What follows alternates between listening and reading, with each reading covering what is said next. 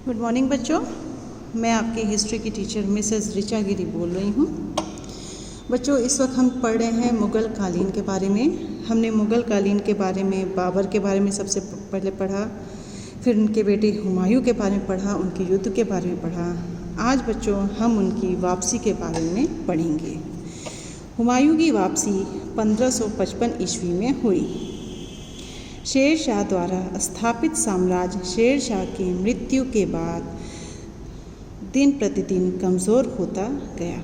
शेर शाह जिन्होंने साम्राज्य पूरा स्थापित किया, वो क्या हुआ, उनके मृत्यु के बाद कमज़ोर होता गया। जब किसी साम्राज्य में राजा नहीं होगा तो क्या होगा, वो कमज़ोर हो जाता है। हुमायूं ने दिल्ली को पुनः प्राप्त करने के लिए प्रयास शुरू कर दिया। जब शेर शाह द्वारा जो स्थापित था साम्राज्य, उसको हुमायूं दोबारा पाना चाहता था, क्योंकि शेर शाह की मृत्यु हो चुकी थी। फारस के शासक की मदद से हुमायूं ने कंधार, पंजाब, आगरा और दिल्ली पर कब्जा कर लिया। फारस की मदद से, यानी हुमायूं ने किससे मदद ली, फारस से मदद ली। और उसने उसकी मदद से कौन कौन राज्य पे जीता, कंधार पे जीता, पंजाब पे जीता, आगरा को जीता और दिल्ली पर कब्जा कर लिया। हुमायूं ने दिल्ली में एक मदरसा तथा ग्वालियर में तराशे हुए पत्थरों का किला बनवाया। उसने क्या किया, हुमायूं ने जीतने के बाद उसने कौन सा काम किया, उसने दिल्ली में एक मदरसा बनवाया और ग्वालियर में उसने तराशे हुए पत्थरों का एक मजबूत और भव्य किले का निर्माण किया। 1556 ईस्वी में जब वह शेर मंडल पुस्तकालय की सीढ़ियों से उतर रहा था, तभी लड़खड़ा कर वह गिर गया और उसकी मृत्यु हो गई। बच्चों, ये आपको अंडरलाइन करना है, ये है हुमायूं की मृत्यु। हुमायूं की मृत्यु कब हुई थी, 1556 ईस्वी में हुई थी। और किस प्रकार हुई, वह शेर मंडल पुस्तकालय, यानी कि आप जिसे लाइब्रेरी कहते हैं, वो पुस्तकालय में सीढ़ियों से वह उतर रहे थे और तभी वह लड़खड़ा के वहाँ गिर गए, जिसकी वजह से उनकी वहाँ पे मृत्यु हो गई। भारत में मुग़ल वंश की नींव बाबर ने डाली थी। किसने डाली, बाबर ने। सबसे पहले मुग़ल कालीन शासक कौन थे, बाबर, यानी कि हुमायूं के पिता, जिसके आधार पर मुग़ल ने भारत में लगभग 200 वर्षों तक शासन किया। 200 साल तक उन्होंने शासन किया। जब बाबर ने यहाँ पे अपना साम्राज्य किया, मतलब मुग़ल साम्राज्य को स्थापित किया, तो वो कितने सालों तक राज किए, 200 सालों तक उन्होंने मुग़ल ने भारत में राज्य किया, शासन किया। तुजुक ए बाबरी, हिंदुस्तान एक विचित्र देश है और हमारे इलाके को देखते हुए एक नई दुनिया है। इसके पहाड़, दरिया, जंगल और रेगिस्तान, इसके कस्बे, इसके खेत, इसके जानवर और पौधे, इसके लोग और भाषाएं, इसकी वर्षा और हवाएं सबकी सब भिन्न हैं। यहाँ की खुशगवार बात यह है कि यह एक बड़ा देश है और यहाँ सोना चांदी ढेर है। ये बच्चों तुजुक ए बाबरी की ये चीज़ है। उसमें इन्होंने भारत के बारे में बताया है कि यहाँ जो है, यहाँ सब कुछ भिन्न प्रकार के भिन्न चीज़ें आपको भारत में दिखेंगी। पहाड़, दरिया, जंगल, रेगिस्तान, कहीं बारिश हो रही है ज़्यादा, कहीं ज़्यादा गर्म है, कहीं रेत ही रेत है, कहीं पानी ही पानी है। यहाँ खेत, जानवर, उन सब की चीज़ों में वर्णन है। इसके बाद वो बताते हैं कि यहाँ की भाषाएँ, यहाँ अनेक प्रकार की भाषाएँ बोली जाती हैं। यहाँ की वर्षा, हवाएँ सब भिन्न हैं। यहाँ की खुशगवार बात क्या है कि यह एक काफ़ी बड़ा देश है। मतलब अपना भारत क्या है बच्चों, बहुत ही बड़ा देश है। और उस वक्त यहाँ पे सोने और चांदी का काफ़ी ढेर होता था। आप लोगों ने सुना होगा कि भारत पहले क्या थी, सोने की चिड़िया थी। यहाँ काफ़ी मात्रा में सोना पाया जाता था। बच्चों, ये आपका चैप्टर ख़त्म। अब हम इसका क्वेश्चन आंसर कराएंगे। बाबर के चरित्र की कोई 4 विशेषताएं लिखी हैं, तो आपका इसका है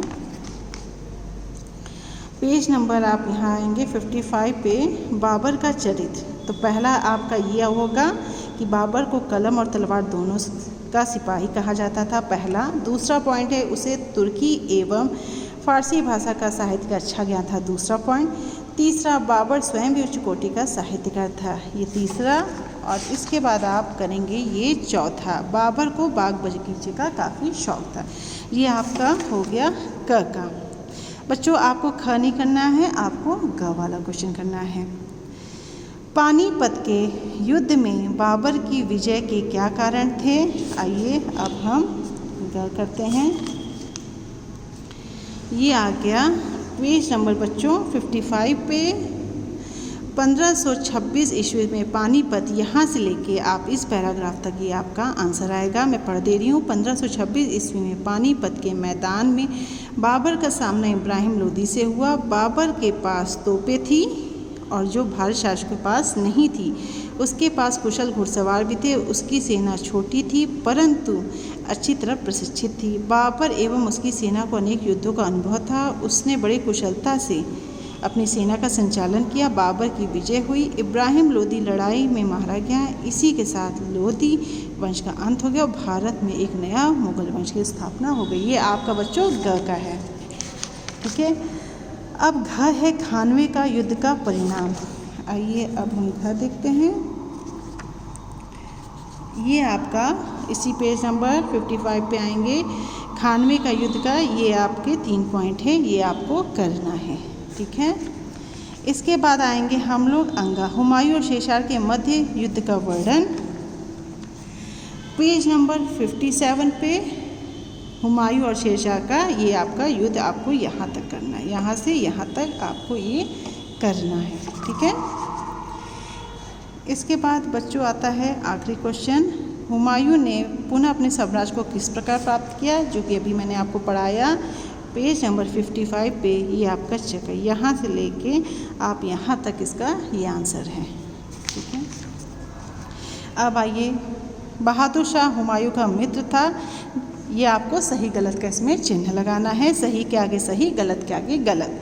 तो बहादुर शाह हुमायूं का मित्र था, गलत, वह शत्रु था। हुमायूं की मृत्यु चौसा के मैदान पे हुई, गलत, उसकी मृत्यु पुस्तकालय के सीढ़ियों से हुई। चौसा के युद्ध में हुमायूं की विजय हुई, गलत, चौसा के युद्ध में हुमायूं की पराजय हुई थी। ये आपका देख लीजिए गलत है। इसके बाद आइए सही को मिलाना है। स्तंभ क ख, स्तंभ ख के दिए हुए तथ्यों को सुमेलित कीजिए। हुमायूं की मृत्यु 1556, आप चौसा का युद्ध 1539, गुजरात का शासक बहादुर शाह, कन्नौज का युद्ध हुमायूं और शेरशाह के बीच हुआ था। अब आइए बच्चों फिलिंग द ब्लैंक्स करेंगे, खाली स्थान। भारत में मुगल साम्राज्य की स्थापना बाबर ने की थी। बाबर और राणा सांगा के बीच खानवा नामक स्थान पर युद्ध हुआ। बाबर ने अपनी आत्मकथा तुर्की भाषा में लिखी। बच्चों मैं इसकी फ़ोटो भेजूंगी, आप सबको इसको फेयर कॉपी पे करना है और मुझे दिखाना भी है। ये है, आप इसको मुझे ज़रूर से दिखाएंगे और बाकी मैं इसकी फ़ोटो भेजूंगी। अगर कोई क्वेश्चन आपको नहीं समझ में आ रहा है तो वो आप मुझसे पूछेंगे। वैसे मैंने आंसर पे बच्चों ये च ख सब डाल दिया है, नंबर डाल दिए है, तो इससे आपको कोई दिक्कत नहीं होगी। Thank you.